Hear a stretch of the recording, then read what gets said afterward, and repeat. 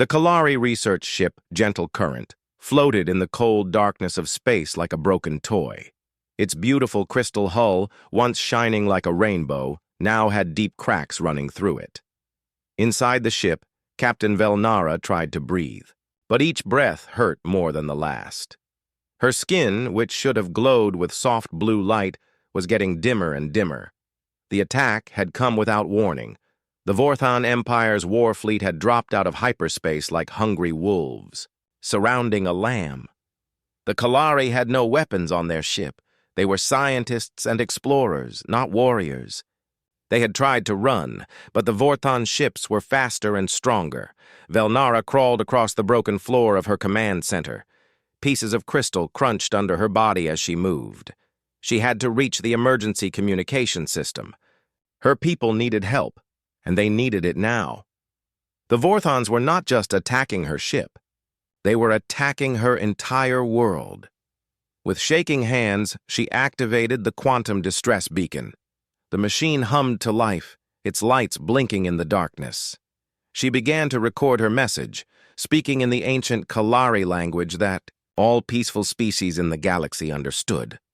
"This is Captain Velnara of the Kalari research vessel Gentle Current," she said, her voice weak but determined.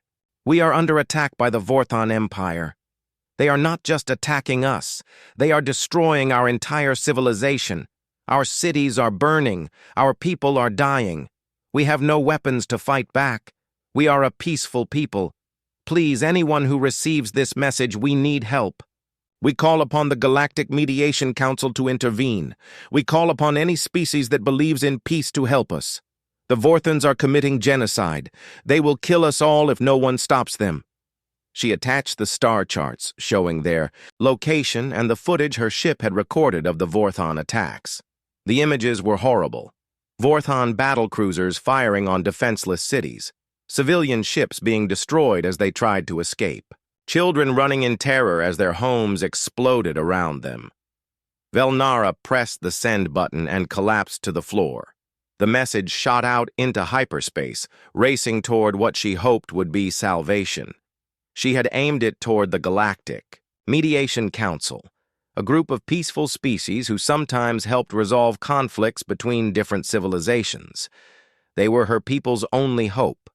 But space is vast, and hyperspace is unpredictable. The message traveled through dimensions that humans could barely understand. It bounced off the gravity well of a collapsing star, changed direction, and ricocheted across 17 different star systems like a ball bouncing down stairs. 47 light-years away from the dying Kalari ship, Lieutenant Commander Park, Jihoon sat in front of his communication equipment in the Terra Defense Station orbiting Mars. He was supposed to be monitoring routine space traffic, but it was a quiet night. Most of the messages were just cargo ships reporting their positions or miners asking for supply deliveries. Jihoon took a sip of his coffee and made a face. It had gone cold again. He was thinking about getting up to make a fresh cup when his equipment started beeping. A new message was coming in, but this one was different. It was using quantum encryption that he had never seen before. The universal translator that Earth had developed over decades of secretly listening to alien communications began working on the message. Slowly, words began to appear on Jihoon's screen. But it was not just words. There were images and videos attached to the message. Jihoon nearly choked on his cold coffee as he watched the footage. He saw beautiful crystal cities being bombed from space. He saw ships that looked like works of art being torn apart by ugly gray warships. He saw people who looked nothing like humans but were clearly terrified and helpless as death rained down from the sky. "Holy," Jihoon whispered, then caught himself. He was in a military facility and needed to act professional. But what he was seeing was unlike anything Earth had ever encountered. This was real alien contact, and it was horrible. The message was clearly a distress call. The alien captain was begging for help from something called the Galactic Mediation Council, but the message had not reached the Galactic Mediation Council. It had reached Earth. It had reached humanity. Jihoon's hands shook as he opened a priority. Communication link to Earth. He had to report this immediately. The standing orders were clear. Any alien contact, no matter how small, was to be reported to the highest levels of Earth's government within minutes. In Seoul, South Korea, Admiral Kim Mirai was working late in her office at Earth Defense Command, headquarters. She was reviewing reports about the secret fleet that Earth had been building for the past 50 years. Ever since humanity had first detected alien radio signals, they had been preparing for the day when they would make contact with other species. They had hoped that contact would be peaceful, but they had planned for war. Mireille was a small woman with gray hair and tired eyes, but she had spent her entire life preparing for this moment. She had fought in Earth's last major war and had seen what humans could do to each other. She understood better than most what humanity was capable of when pushed to fight. Her computer chimed with an urgent message from Mars Station. She opened it and found herself looking at the same footage that had shocked Jihoon. But where Jihoon had seen horror, Mireille saw something else. She saw an opportunity. The aliens in the message were clearly peaceful. Their ships had no weapons. Their cities had no defenses. They were being slaughtered by another alien species that was stronger and more aggressive. But even the aggressive aliens looked weak compared to what Earth could field. Mireille had spent decades studying every scrap of alien communication that Earth's spy satellites could intercept. She knew about the various species in the galaxy and their politics. The Vorthans were known as bullies who picked on weaker civilizations. They had built their empire by attacking species that could not fight back, but they had never encountered a species from a death world like Earth. Mireille picked up her secure phone and began making calls. Within an hour, she was in a video conference with the leaders of every major nation on Earth. She showed them the alien distress call and watched their faces change as they realized what they were seeing. The message was not sent to us, Mireille explained to the assembled leaders. It was sent to something called the Galactic Mediation Council, but it ended up here instead. These peaceful aliens called for help and help they received. They just do not know it yet. The President of the United States leaned forward on his screen. "What are you suggesting, Admiral?" Mireille's expression was cold as winter steel. "I am suggesting that we show the galaxy what happens when someone hurts innocent people while humanity is watching. We have been building our fleet for 50 years, waiting for first contact. Well, first contact just happened, and it came with a genocide attached. I think it is time to introduce ourselves to our galactic neighbors." Within 6 hours, every major government on Earth had voted unanimously. Humanity would respond to the alien distress call with everything they had. The peaceful Kalara had asked the wrong species for help, and that mistake was about to change the entire galaxy. 6 hours after the alien distress call reached Earth, every secret military facility on the planet and beyond was buzzing with activity. Red lights flashed in underground bunkers that most people did not even know existed. Computer screens that had been dark for years suddenly came to life. Men and women in military uniforms ran through corridors that had been built for this exact moment. General Choi Daeho stood in the command center of Luna Base, hidden on the dark side of Earth's moon. He was a big man with scars on his hands from his younger days as a soldier. Now he was in charge of the most secret military project in human history. He looked out through the reinforced windows at something that would have shocked the world if they had known it existed. Massive shipyards stretched across the lunar surface like metal cities. For 50 years, these shipyards had been building ships in secret, not cargo ships or exploration vessels, but warships designed to fight aliens that humanity had never met. Every ship had been built with one purpose: to kill anything that threatened Earth or its allies. "How long until the fleet is ready?" Daeho asked his assistant, a young woman named Major Yoon Nari, who had spent her entire career preparing for this day. "All ships are fueled and armed, sir," Nari replied, checking her tablet. "The crews have been on standby for months. We can launch in 18 hours, Daeho nodded. 18 hours to save an entire alien civilization from destruction. It would have to be enough. He activated his communication system and began contacting ship captains across the solar system. Hidden bases on Mars, Europa, and in the asteroid belt all received the same message. Operation First Contact was beginning. The fleet that began to assemble was larger and more powerful than anything humanity had ever built. There were 200 destroyer-class vessels, each one bristling with weapons that could crack a planet's surface. 50 battle cruisers carried cannons that fired chunks of metal at speeds that would make them more destructive than nuclear bombs. 25 carrier ships held 5,000 drone fighters each, all controlled by artificial intelligence that had learned warfare from every human conflict in history. But the real monsters of the fleet were the 12 dreadnoughts and 3 planet crackers. The dreadnoughts were floating cities of destruction, armed with antimatter torpedoes that could erase entire fleets from existence. The planet crackers were even worse. They had been designed to destroy worlds that threatened Earth, and each one could turn a planet into floating rocks within hours. Captain Lee Bora walked through the corridors of her ship, the Dreadnought, Soul's Fury.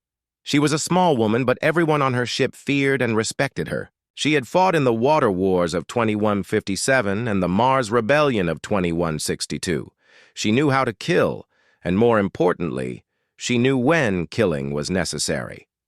The Soul's Fury was 3 kilometers long and packed with enough firepower to destroy a small moon. Its crew of 5,000 had trained for years to operate the ship's weapon systems. Every person on board knew that they might be about to fight humanity's first interstellar war. Bora stopped at the bridge and looked at the tactical display showing the gathering fleet. Every ship captain was a veteran of human conflicts. Every crew had been chosen for their skill in combat. Humanity was not sending diplomats or explorers to answer the alien distress call. They were sending their best killers. "Captain," said Commander Han Sujin, Bora's second in command, "we have received the target coordinates. The alien homeworld is 47 light-years away in what they call the Kalara system." Bora studied the star charts that had been included with the alien message. The Kalara system had 1 star and 7 planets. The third planet, called Kalara Prime, was where most of the aliens lived. According to the message, enemy ships had surrounded the planet and were systematically destroying cities from orbit. "What do we know about the enemy?" Bora asked. Dr. Yang Sumin stepped forward. She was the fleet's leading expert on alien species, having spent 20 years studying intercepted alien communications. She was thin and wore thick glasses, but her knowledge of galactic politics was better than anyone else in human space. "The attackers call themselves the Vorthon Empire," Sumin said, pulling up holographic displays of alien ships. "They have been expanding across the galaxy for thousands of years by conquering weaker species. Their military doctrine is based on overwhelming force against defenseless targets." She showed images of Vorthon warships. They were large and gray, with ugly angular designs that spoke of pure function over form. They typically bring massive fleets to intimidate their enemies into surrender. Most species give up without fighting because the Vorthons have superior numbers and technology. "And the species we are going to help?" Bora asked. Sumin switched the display to show the Kalari. They looked almost like humans, but with blue-tinted skin that glowed softly and longer, more delicate limbs. Their ships were beautiful works of art, made from grown crystals instead of metal. The Kalari are a peaceful species from a low-gravity world with a gentle climate. They have advanced technology, but it is all focused on research and exploration. They have no military and no weapons. Bora frowned. "None at all." "None," Sumin confirmed. "They have lived in peace for so long that they forgot how to fight. Their ships do not even have shields or armor. The Vorthons are slaughtering them like animals." In the command center on Luna Base, General Daiho watched as more and more ships reported ready status. The fleet was almost complete. Soon, hundreds of human warships would jump into hyperspace and travel to a star system that most humans had never heard of. to fight aliens they had never met, to save a species they knew nothing about. "General," Major Nari said, "we are receiving reports from our intelligence division. They have been monitoring Vorthon communications for the past 6 hours." Deho turned to listen. The intelligence division had been intercepting and translating alien messages for decades. They knew more about galactic politics than most alien species knew about each other. "What are they saying?" Deho asked. "The Vorthons are calling this a standard pacification operation," Nari replied. "They expect to have the Kalari homeworld completely conquered within a few days. Their fleet commander is already planning victory celebrations." Deho smiled, but it was not a pleasant expression. "They are about to learn that the galaxy just became a much more dangerous place. How many ships do the Vorthons have around the Kalari homeworld?" "Approximately 400 vessels, sir." 400. Deho thought about that number. In most galactic conflicts, 400 ships would be an unstoppable force. Most species could barely build a dozen warships, and even the most advanced civilizations rarely fielded fleets of more than 50 vessels.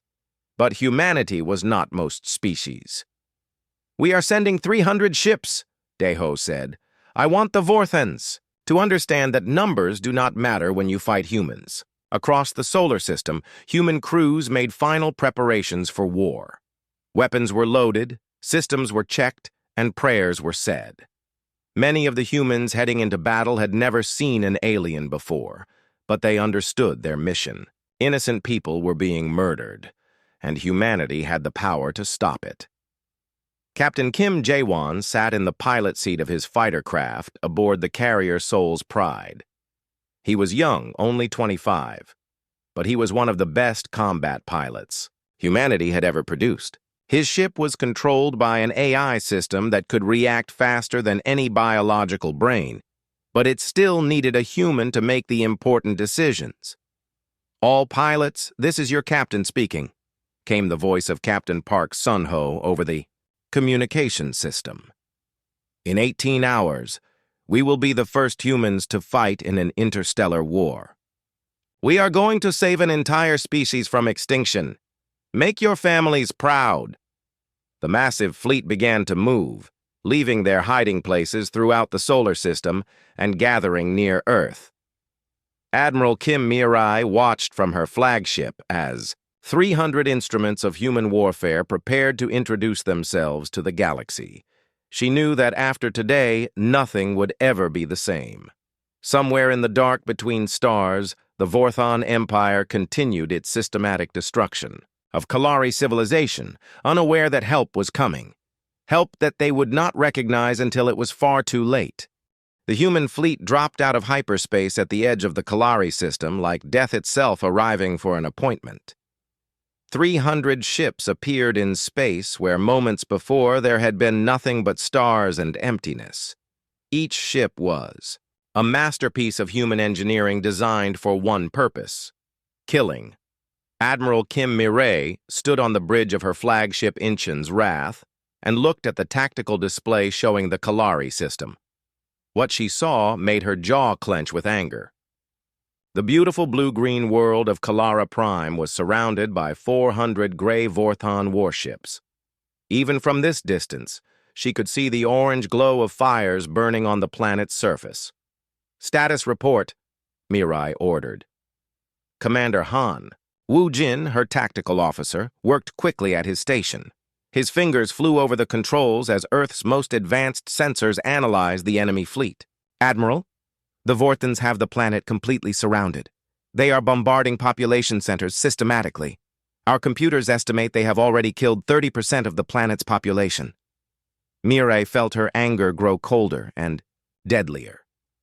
She had seen war before, but this was different. This was not war. This was the extermination of an entire species for no reason other than conquest. "What about their fleet formation?" she asked. Wu Jin shook his head in disbelief. "Ma'am, they are not maintaining any defensive formations at all. Their ships are spread out randomly around the planet. It is like they think they are completely safe." Captain Shinhyeri smiled grimly from the bridge of her stealth destroyer Ghost of Busan. Her ship was invisible to Vorthon sensors, designed using technology that made it nearly impossible to detect. She had already moved deep into the Vorthon formation without being noticed. "Admiral," Hyeri reported over the secure communication channel, "I am in position. The Vorthons have no idea we are here. Their sensor systems are primitive compared to ours. I can take out their long-range detection equipment whenever you give the order." Mireille nodded. The first rule of human warfare was to control information. If the enemy could not see you coming, they were already dead.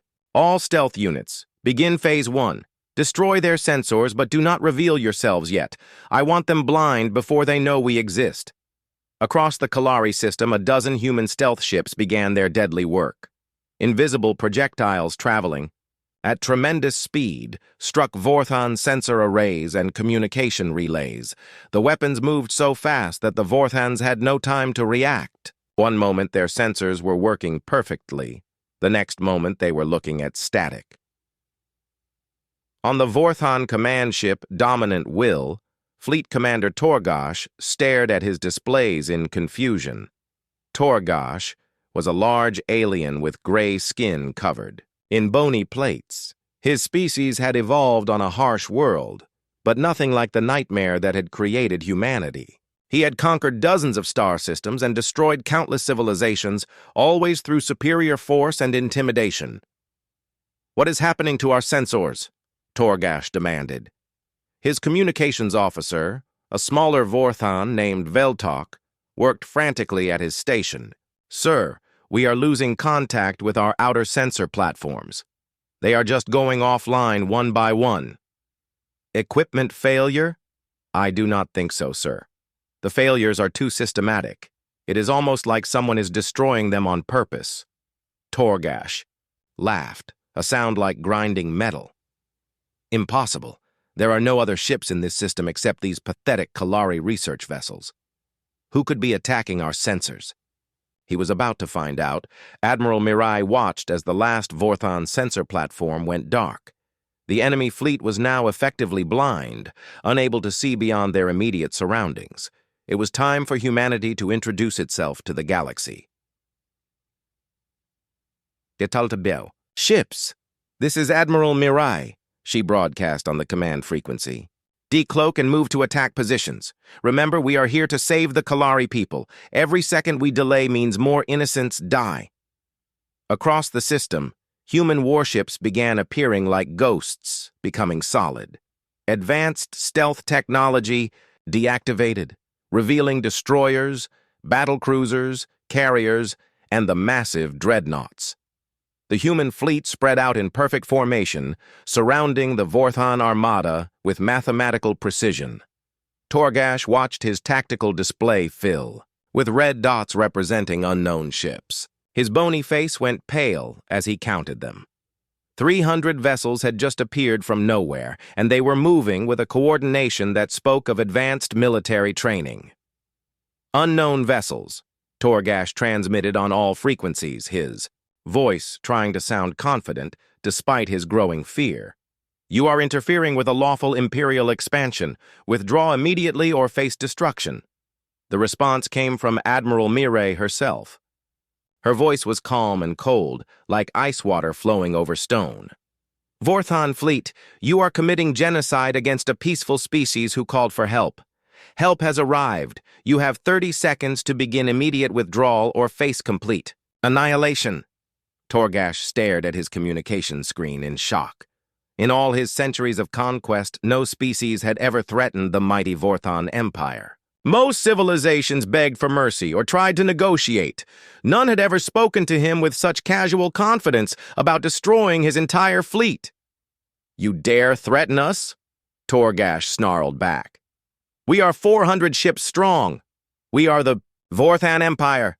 We have conquered 1,000 worlds." There was a pause before Admiral Mirai responded.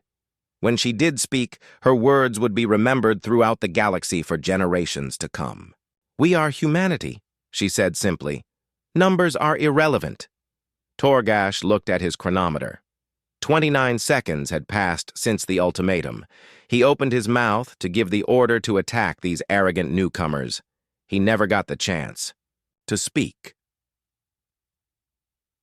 The human attack began with mathematical precision.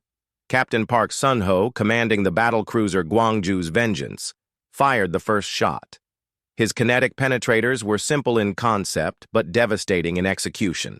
Chunks of tungsten metal accelerated to incredible speeds by magnetic coils, each one carrying the kinetic energy of a nuclear explosion. The tungsten rods punched through Vorthan's shields like they were made of paper. The shields had been designed to stop energy weapons and slow projectiles, not solid metal traveling at such tremendous speed. 3 Vorthan cruisers simply disintegrated, torn apart by impacts that their designers had never imagined possible.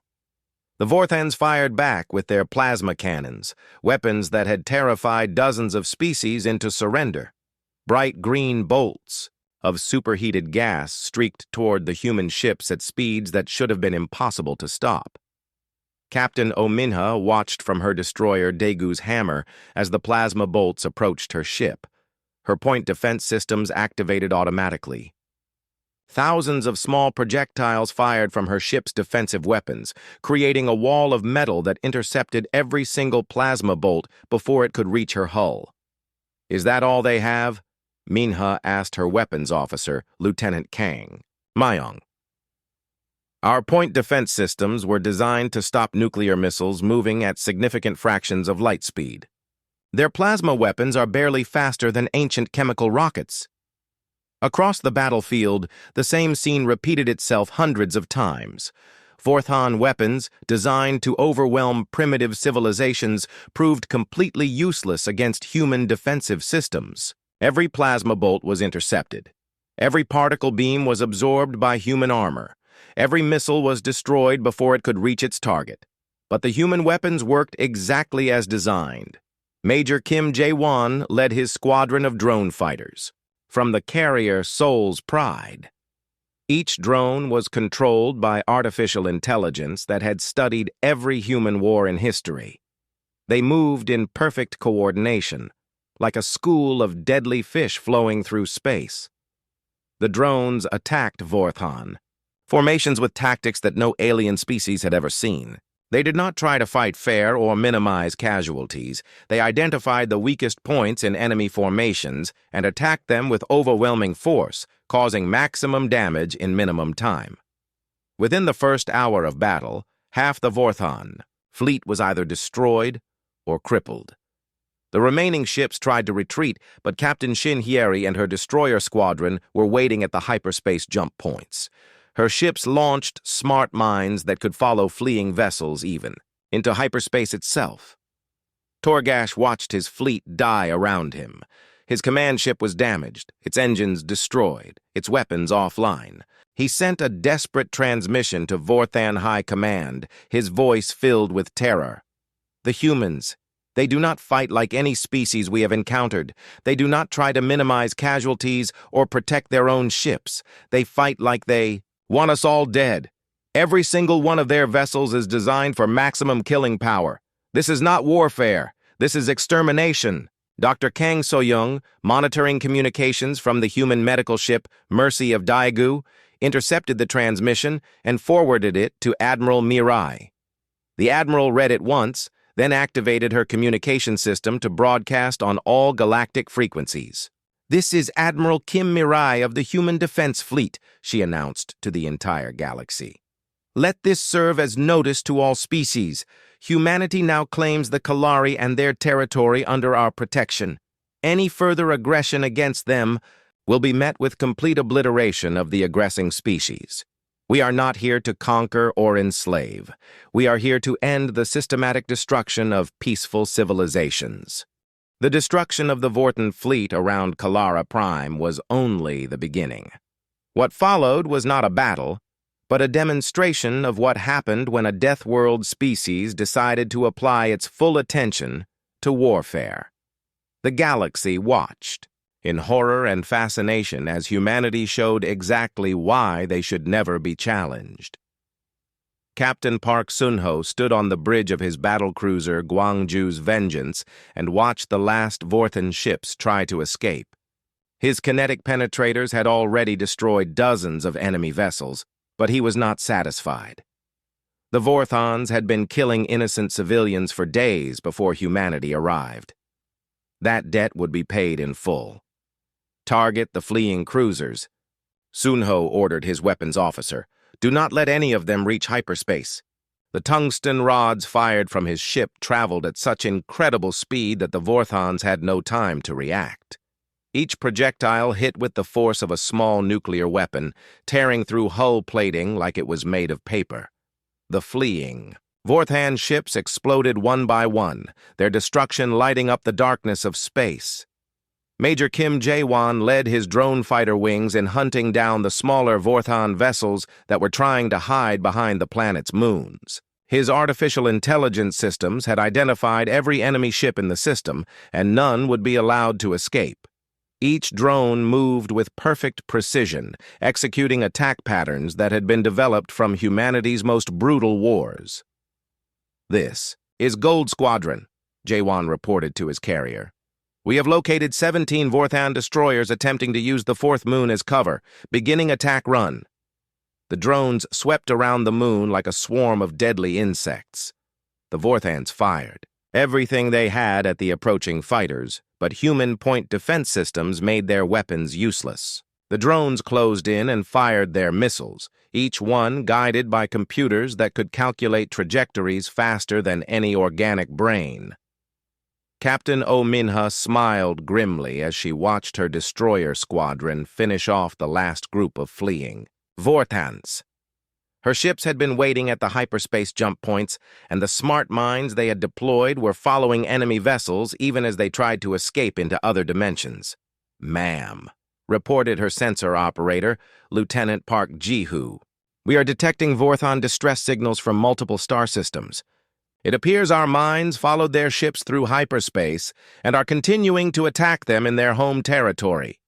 Min-ha nodded with satisfaction. The mines had been designed to hunt down fleeing enemies no matter where they ran. Any Vorthon ship that had tried to escape would find death following them home.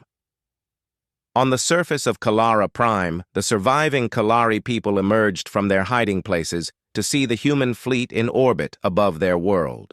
Captain Velnara, whose distress call had started everything, was rescued from her damaged research ship by a human medical team.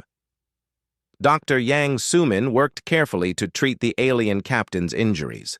The Kalari were physically fragile compared to humans, and Velnara had been hurt badly in the Vorthon attack. But she was alive, and that was what mattered. "Your message reached us," Sumin explained in careful Kalari language that the human computers had translated. "We came as quickly as we could." Velnara's skin glowed brighter as her strength returned. She looked at the small human doctor with wonder. "You are from the species that answered our call, but we sent our message to the Galactic Mediation Council." "Your message was misdirected," Sumin replied. "It reached Earth instead. We are humans, and we do not mediate. We solve problems." Through the medical bay's windows, Velnara could see the wreckage of hundreds of Vorthon ships floating in space around her world. In less than 6 hours, humanity had completely destroyed a fleet that had terrorized the galaxy for centuries. "How? Did you defeat them so easily?" Velnara asked.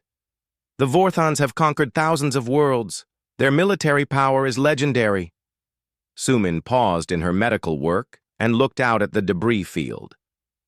"The Vorthons built their empire by attacking species that could not fight back. They had never encountered a civilization that was actually designed for warfare.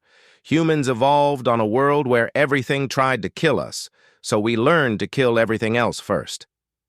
Back on the command ship, Admiral Mireille was receiving reports from across the galaxy. The destruction of the Vorthon fleet had sent shockwaves through every alien civilization. Species that had lived in fear of Vorthon expansion for millennia were trying to understand what had happened. "Admiral," reported Commander Han Woo-jin, "we are receiving communications from 12 different alien governments. They all want to know who we are and where we came from." Mirai studied the messages scrolling across her screen. Some were grateful thanks from species that the Vorthans had been threatening. Others were worried questions from civilizations that were unsure whether humanity was a new threat or a potential ally. A few were demands from powerful empires that wanted to know why humans had interfered in galactic affairs. "Send the same response to all of them," Mirai ordered. "Tell them that humanity has entered galactic politics, and we have one simple rule. Leave peaceful species alone, or deal with us." The message that went out from the human fleet was broadcast on every communication frequency used by Galactic civilization. It was simple, direct, and terrifying in its implications. Dr. Lim Tae-hyung, the fleet's chief historian, worked to document everything that was happening. He knew that this day would be remembered as the moment when galactic history changed forever. The old order of strong civilizations dominating weak ones was coming to an end. "Admiral," Tae-hyung reported, "I am receiving historical data from the Kalari about the Vorthan Empire. According to their records, the Vorthans have existed for over 10,000 years. They have conquered more than 1,500 star systems and destroyed dozens of entire civilizations." Mirai nodded. "And how long did it take us to end their empire?" 6 hours and 43 minutes, ma'am. The speed of humanity's victory was beyond anything the galaxy had ever seen. Most interstellar wars lasted for decades or even centuries. Species would fight back and forth across multiple star systems, gradually wearing each other down until one side finally surrendered. But humanity had simply arrived and erased their enemy from existence in less than a day. Captain Lee Bora received new orders from Admiral Mirai while her dreadnought Soul's Fury was still cleaning up the last Vorthan stragglers. The orders were simple, but would shake the foundations of galactic civilization. "All ships, this is Admiral Mirai," came the broadcast to the entire human fleet. "We are not returning to Earth immediately. We are going to visit every world that the Vorthans have conquered in the past century. We are going to free every slave, liberate every colony, and make sure that every species the Vorthans have oppressed understands that they are now under human protection." The implications were staggering. The Vorthan Empire had controlled hundreds of star systems. Freeing all of them would require the human fleet to travel across a significant portion of the galaxy, confronting any remaining Vorthan forces and establishing humanity as the new dominant power. Fleet Admiral Song Minky, who had been placed in charge of long-term operations, began planning the liberation campaign. His staff worked around the clock to identify every Vorthan-controlled system and prioritize which ones needed immediate attention. "Sir," reported Major Yoon Nari, "our intelligence division estimates there are approximately 300 star systems under Vorthan control, with a total population of over 50 billion enslaved beings from dozens of different species."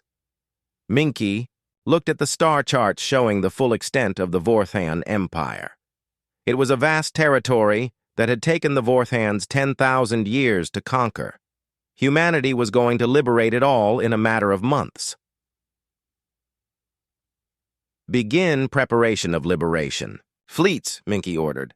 "I want every human ship in the galaxy ready for extended operations. We are going to tear down the Vorthan Empire piece by piece, and then we are going to make sure it never rises again." Throughout human space, shipyards that had been hidden for decades began working at maximum capacity. New ships were launched, new weapons were manufactured, and new crews were trained. Humanity was preparing for the largest military operation in galactic history. The Kalari watched all of this with amazement and gratitude. Their simple distress call, meant for peaceful mediators, had instead summoned the most effective military force the galaxy had ever seen. They had asked for help and received salvation delivered at the point of human weapons. As the human fleet prepared to spread across the galaxy, alien civilizations everywhere began to realize that the balance of power had shifted permanently. The age of strong species bullying weak ones was ending. The age of human protection was beginning. And in the depths of space, automated factories continued building more human warships because Admiral Mirai had made a promise to the galaxy, and humanity always kept its promises. 6 months after the destruction of the Vorthon Empire, the galaxy was a completely different place. Where once there had been fear and oppression, now there was hope and freedom. The Human Liberation Campaign had moved across hundreds of star systems like a cleansing fire, freeing enslaved species and destroying the remnants of Vorthan military power. Ambassador Yu Yunbi sat in what had once been the Grand Chamber of the Galactic Council on the neutral world of Nexus Prime. The council itself had dissolved 3 months earlier when 7 of its member species had formally surrendered to humanity rather than risk being seen as a threat to peaceful civilizations. The remaining species had requested this meeting to discuss the new reality of galactic politics. Across from Yunbi sat delegates from 12 different alien civilizations. Some were species that humanity had liberated from Vorthon rule. Others were powerful empires that had watched the human campaign with growing concern. All of them wanted to understand what humanity planned to do now that they had become the dominant military force in the galaxy. "Your species has changed everything," said Delegate Morthak of the Hegemony of United Worlds. He was a tall, thin alien with gray skin and large black eyes. His species had been one of the more aggressive civilizations in the galaxy, but they had been very careful not to attack any innocent species since humanity arrived. "In 6 months, you have accomplished what we thought was impossible. You have completely destroyed the Vorthan Empire." Yunbi nodded calmly. She was a small woman, with kind eyes, but everyone in the room knew that she spoke for a species that could eliminate entire civilizations if they chose to. "The Vorthan Empire existed for 10,000 years, she said simply. "It took humanity 6 weeks to dismantle it completely. This was not because we enjoy destruction, but because we are very good at removing threats to innocent people." Delegate Zinvara of the Crystalline Federation leaned forward nervously. Her people were peaceful traders who had lived in constant fear of Vorthon raids for centuries. "What we do not understand is why you did this. The Kalari distress call was not even meant for your species. Why did humans risk their lives for aliens they had never met?" Yunbi smiled, and for a moment her expression was almost maternal. "Because someone asked for help, and we were able to provide it. Humans have a saying, with great power comes great responsibility. We have the power to protect peaceful species from aggressive ones, so we do." Dr. Lim Tae-hyung, humanity's chief xenoarchaeologist, stood up to address the assembly. He was an older man with gray hair and gentle mannerisms, but his words carried the weight of human military might behind them. "The Vorthon Empire lasted 10,000 years, he repeated. "In that time, they conquered 1,500 star systems and destroyed 63 entire civilizations, their victims numbered in the trillions." He activated a holographic display showing a 3-dimensional map of what had been Vorthon space. Now it was marked with different colors showing the various species that humanity had liberated and returned to self-governance. "It took us 6 weeks to free every single world they controlled," Tae-hyung continued. "Not because we rushed, but because Vorthan military resistance collapsed the moment they realized they were fighting an enemy that could actually fight back effectively." Captain Velnera of the Kalari research vessel Gentle Current sat at the table as a special observer. Her injuries from the Vorthon attack had healed completely thanks to human medical technology, and she now served as the first alien ambassador to humanity. She still could not quite believe that her misdirected distress call had resulted in the liberation of half the galaxy. "I have a question for the human delegates," said Delegate Korth of the Militant Alliance. He was a large, armored alien whose species had built their civilization around the concept of honorable warfare. "What happens now? You have proven that you are the strongest military force in the galaxy. Do you plan to build an empire like The Vorthons did? Fleet Admiral Song Minky answered that question. He was Admiral Mirai's successor, a quiet man who had overseen the liberation of over 300 star systems. Humanity offers a simple arrangement to this galaxy, he said. Peaceful species receive our protection and friendship. Aggressive species that attack innocent civilizations receive our full attention. He paused and looked around the room, making eye contact with each delegate. Our attention is not something that most civilizations survive, as the Vorthons discovered. The threat was polite but unmistakable. Humanity would not conquer the galaxy, but they would absolutely destroy any species that tried to harm peaceful civilizations. The delegates shifted uncomfortably in their seats as they considered the implications. But how do you define peaceful and aggressive? Asked Delegate Thyra of the Democratic Republic of Outer Worlds. Different species have different cultures and ways of resolving conflicts. Ambassador Yunbi answered with the patience of someone who had explained this many times before. The definition is quite simple. If you attack species that cannot defend themselves, you are aggressive and we will stop you. If you only fight enemies who can fight back equally, that is war and we will not interfere. If you try to commit genocide or enslave entire populations, you become our enemy. She gestured to Captain Velnara. The Kalari sent a distress call because the Vorthons were systematically exterminating their entire species. That made the Vorthons our enemies. If two militarily equal species want to fight each other over territory or resources, that is their business as long as they do not target civilians. Dr. Yang Sumin, who had spent months studying the various alien species that humanity had encountered, provided more details. We have been monitoring galactic communications for decades. We know which species are peaceful traders, which ones are honorable warriors, and which ones are predators that attack the defenseless. We only intervene against predators. The meeting continued for hours as the alien delegates tried to understand humanity's position. Some were grateful for the protection that humans offered. Others were worried about what would happen if humanity ever decided they were a threat. All of them recognized that the galaxy had fundamentally changed. In the end, most of the delegates agreed to what became known as the Nexus Accords. Peaceful species would receive human protection and access to human technology for medical and scientific purposes.